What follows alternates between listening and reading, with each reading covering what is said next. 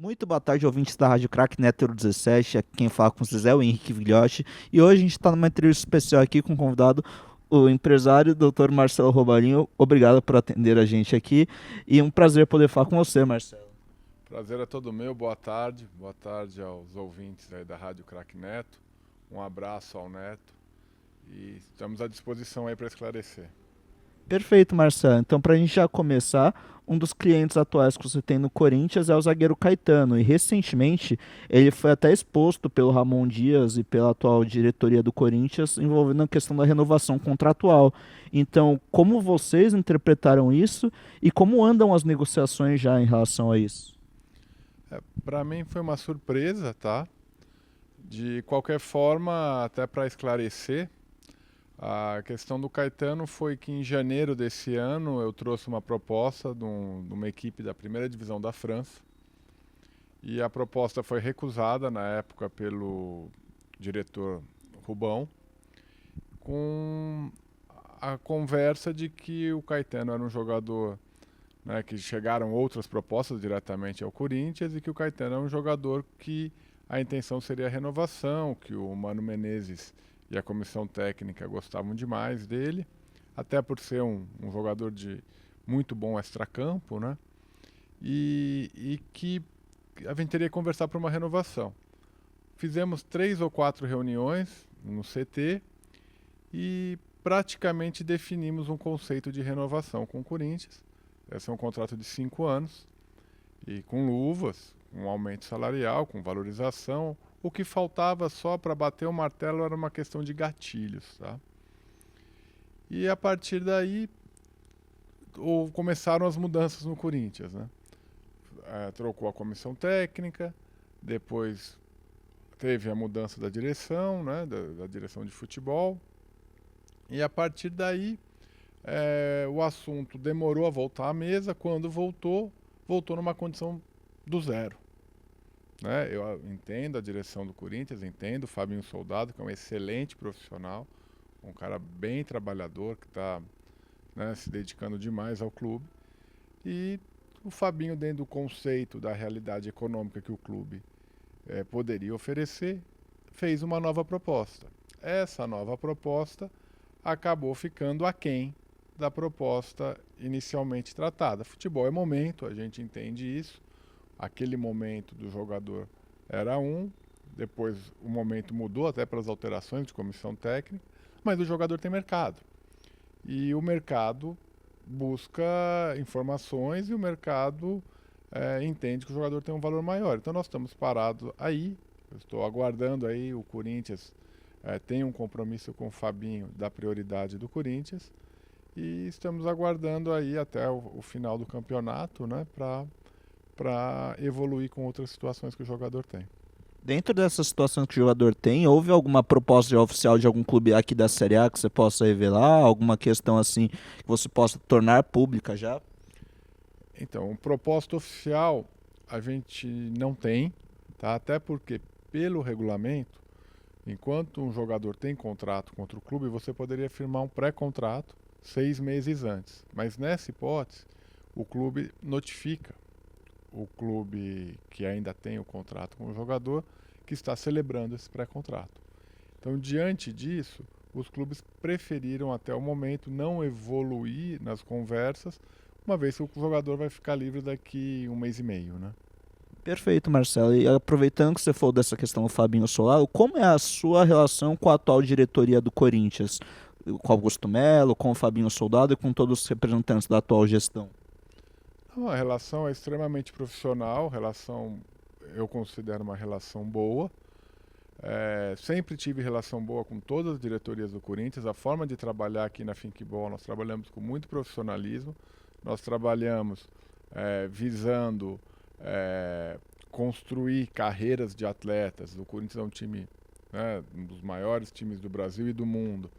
Então é muito importante para nós que nossos jogadores performem bem no Corinthians. Eu posso citar jogadores que eu já representei no Corinthians, como Jadson, Chicão, Liedson, Felipe, goleiro, Welton, Uma série de jogadores, o Douglas, eu vou estar com certeza esquecendo alguém, que foram muitos jogadores, e todos os jogadores contribuíram para a performance do Corinthians e para o Corinthians ganhar títulos. Se você pegar Mundial, a gente tinha 3, 4 jogadores, se você pegar Libertadores também. Então, assim, a Finkball tem uma história muito grande com o Corinthians de títulos e de muito ganha-ganha, que isso que é importante no futebol, né? Os agentes têm uma má fama porque realmente existem muitos agentes que querem só ganhar.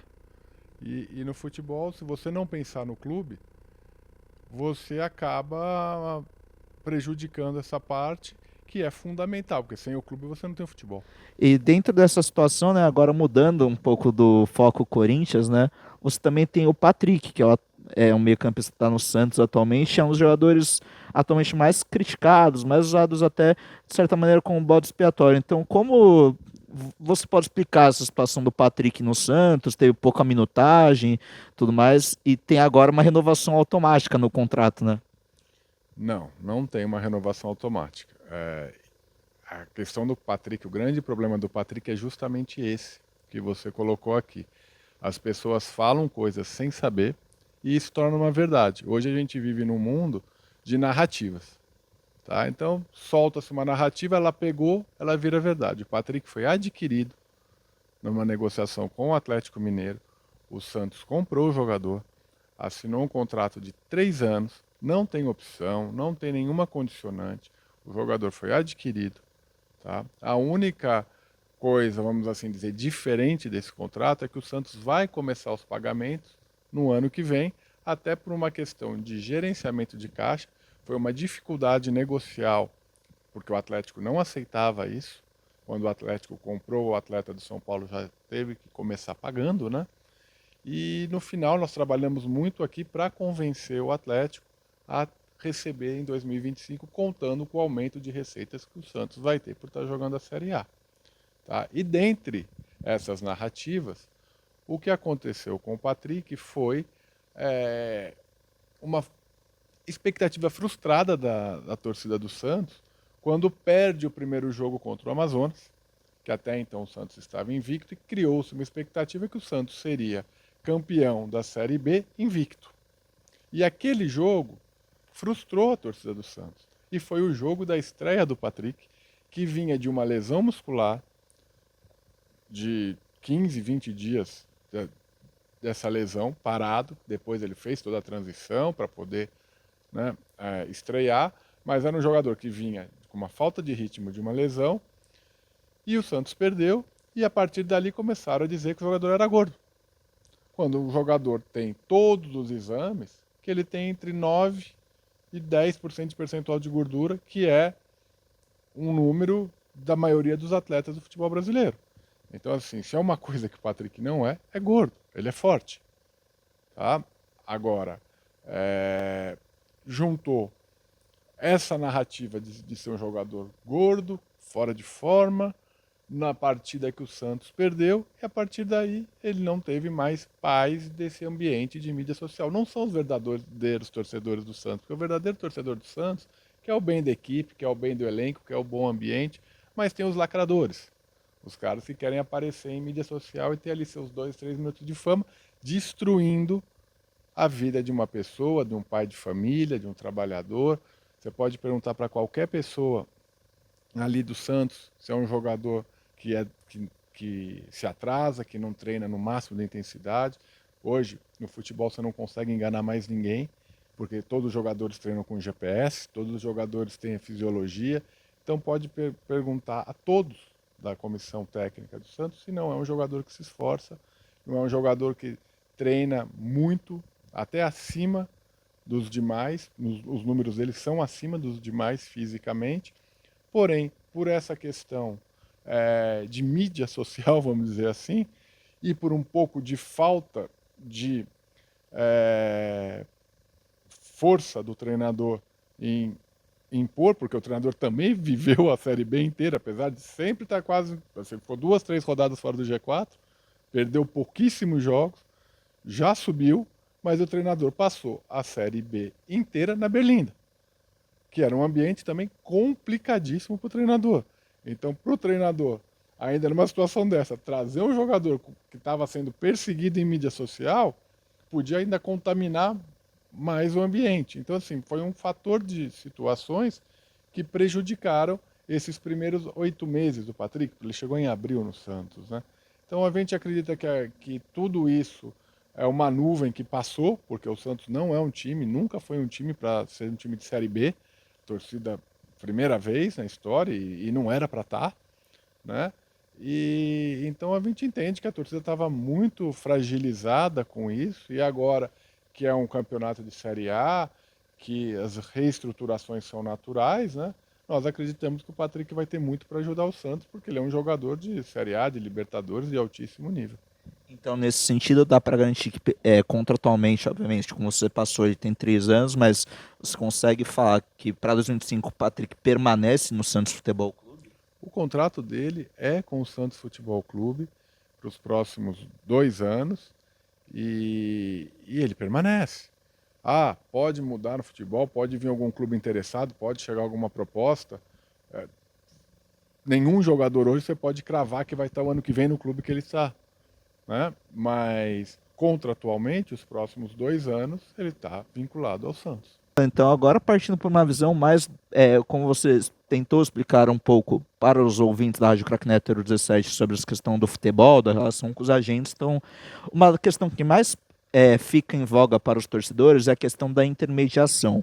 Hoje no Brasil a gente vê uma série de negociações que envolvem valores muito grandes de intermediações. O que seria de fato essa intermediação? Qual que é o papel do empresário nessa intermediação e por que esses valores são negociados nesses moldes? Como você pode explicar isso para a gente? Bom, a intermediação, ela é uma situação que está nos regulamentos, tanto de CBF, de FIFA, e essa nomenclatura intermediário, ela vigiu até o ano passado. Agora a FIFA retornou com a denominação de agente. O que acontece? O jogador, ele é muito fragilizado na hora de negociar o seu contrato. Da mesma forma, o clube muitas vezes quer adquirir um jogador ou vender um jogador e o clube ir ao mercado com a instituição ou vai encarecer ou vai depreciar. Então, nesse tipo de situação, você coloca uma empresa, um agente, e isso acontece não só no futebol, acontece no ramo de imobiliária, né? Acontece no ramo de qualquer carreira, você tem os headhunters. Então, assim, não é algo que é exclusivo do futebol você ter uma figura interposta para negociar ou para buscar negócios e também uma figura que vai zelar pelo seu cliente. Tá? Então, assim, no caso do futebol ainda é um pouco mais regulado, porque você tem um regulamento da FIFA hoje que exige que os agentes prestem prova, que os agentes subam na plataforma os contratos, os jogadores que eles agenciam. Tem uma série de obrigações, pagar seguro, né, taxas, tem uma série de obrigações para os agentes, tá? E os valores das negociações, elas vão variar caso a caso, de acordo com o trabalho, de acordo com a relevância, de acordo com o tamanho do clube. Nós aqui já fizemos diversos negócios que não teve comissionamento, porque o jogador era jovem ou porque o jogador vai para um clube pequeno que para depois crescer. Então, assim, o que acontece de verdade é que se criou um conceito muito negativo do agente. E o agente, ele é uma peça muito importante, principalmente no desenvolvimento dos atletas. Tem atletas aqui que nós representamos que às vezes vão para o clube e não tem uma chuteira. Que está 1 ano sem ver o pai e pedem para a gente pagar uma passagem para poder ver o pai no Natal, para ver a mãe no Natal. Então a situação dos jogadores até despontarem é uma situação de muita carência. Tá? Então, os agentes não só ajudam a suprir essa carência, como muitas vezes buscam, né, esses jogadores de locais longínquos e trazem para os clubes observarem, avaliarem. Então, assim, o agente ele exerce um certo equilíbrio dentro do mercado para cobrir as lacunas que os clubes não conseguem oferecer. Eu estou falando de suplementação, apoio psicológico, personal trainer. É uma série de situações que os agentes buscam cuidar dos atletas que eles representam para que os atletas tenham melhor performance. Agora, criou-se uma ideia negativa como se o agente fosse um custo extra para os clubes, tá? E eu dei uma palestra em Yale em 2019 nos Estados Unidos, que eu justamente numa conferência sobre futebol, que eu levei para os americanos isso, de mostrar que um agente, como qualquer profissão, tem os maus e tem os bons. Tem os maus advogados, os maus médicos, os maus jornalistas, tem de tudo. Mas um agente que trabalha bem, ele vai valorizar o atleta, ele vai buscar mais negócio para o clube, ele vai melhorar a performance do atleta. O clube só tem a ganhar com um bom agente gerenciando a carreira de um jogador. Agora, é isso. Às vezes saem umas cifras de uma outra negociação, principalmente negociações que o jogador não performou, e aí o agente é colocado como aquele que está roubando, entre aspas, o clube, né? E dentro disso, você falou desse mercado em geral. Mas e no Brasil? No Brasil, efetivamente, é, é regulado da maneira correta? É bem feito esse trabalho entre clubes? Os clubes respeitam os agentes e os agentes também respeitam os clubes? Como é que funciona de maneira geral, na sua visão, como alguém que vive o mercado há muito tempo? O maior problema do Brasil é que ninguém olha para os clubes, a não ser a torcida, como uma instituição perene. Tá? Então, assim, as pessoas que frequentam os cargos diretivos ou de executivos de futebol nos clubes acabam ditando a postura daquele período em que elas estão na frente do clube. Tá? Então é muito difícil para generalizar, mas a grande maioria dos executivos de futebol, dos diretores de futebol, tem sim um respeito pelos agentes, porque eles sabem o trabalho que é feito. Como eu acabei de narrar para você no caso do Atlético Mineiro e Santos. O Santos tinha um problema de fluxo de caixa e foi a minha empresa, as nossas negociações, que destravaram o negócio. Isso é muito importante para os clubes. Perfeito. E até abordando um outro atleta agenciado por vocês, que é o Mariano. Ontem foram veiculadas algumas notícias de que ele estaria até numa possível lista de dispensa do Atlético Mineiro para a próxima temporada, já que o vínculo dele se encerra no final desse ano. Pelo que você pode nos passar, o atleta já pensa em alguma aposentadoria, algo do tipo, tendo em vista a idade já avançada, ou pretende seguir a carreira no futebol ainda? Olha, não existe lista de dispensa com o nome dele, porque o contrato dele vai terminar em dezembro, né? O Atlético Mineiro tem uma das partidas mais importantes da história do Atlético Mineiro, que é a final da Libertadores. Então, assim, falar de Atlético Mineiro agora, eu acho um desrespeito ao Atlético, porque o Atlético tem que estar focado, concentrado nesse jogo que, para o Mariano, como carreira, vai ser mais um título que ele vai ganhar continental. Ele já foi campeão pelo Sevilha da Europa League. No Atlético Mineiro ele ganhou tudo. Falta a Libertadores, que pode ser a cereja do bolo. E a partir daí, né, vai se abrir a questão do Mundial, vai se abrir outras situações. Então, assim, agora não é momento de falar de renovação, de tratar de contrato. O Mariano está super concentrado nessas finais. É um jogador que, mesmo quando não atua, é um jogador importantíssimo para o grupo, é muito bem quisto, ajuda os mais jovens, passa uma experiência que é fundamental de vestiário. Então, assim, o que eu posso te dizer é que a direção do Atlético Mineiro está muito satisfeita com o Mariano esse ano. Perfeito, Marcelo. Muito obrigado por essa entrevista, muito obrigado por tudo. E se você quiser dar alguma última palavra para os torcedores buscarem mais entender os agentes e tudo como funciona o mercado, fica à vontade. O microfone é seu. Não, na realidade, assim, eu que agradeço a oportunidade de vocês, né? Eu acho que não só em relação ao agenciamento, como em qualquer outra coisa da vida, principalmente essa juventude que hoje é muito dinâmica e anseia por respostas muito rápidas, fica a dica para buscar sempre ouvir os dois lados e se colocar nas situações das outras pessoas, porque é só assim que a gente consegue ter na vida um pleno entendimento do que são as coisas. E para saber mais sobre agenciamento, tem aí uma centena de material na internet, até porque isso virou um negócio hoje, do negócio que eu digo assim, a formação do agente, porque como tem essa prova, criaram-se cursinhos para passar na prova. Então, tem centenas de sites, de podcasts na internet, mas também nas nossas mídias sociais, eu não sei se vocês vão colocar no GC, a minha e a da Thinkball, a gente está aqui, quando sobra um tempinho, a gente vai nas mídias sociais e tenta responder todo mundo. Perfeito, Marcelo. Muito obrigado mais uma vez. Obrigado.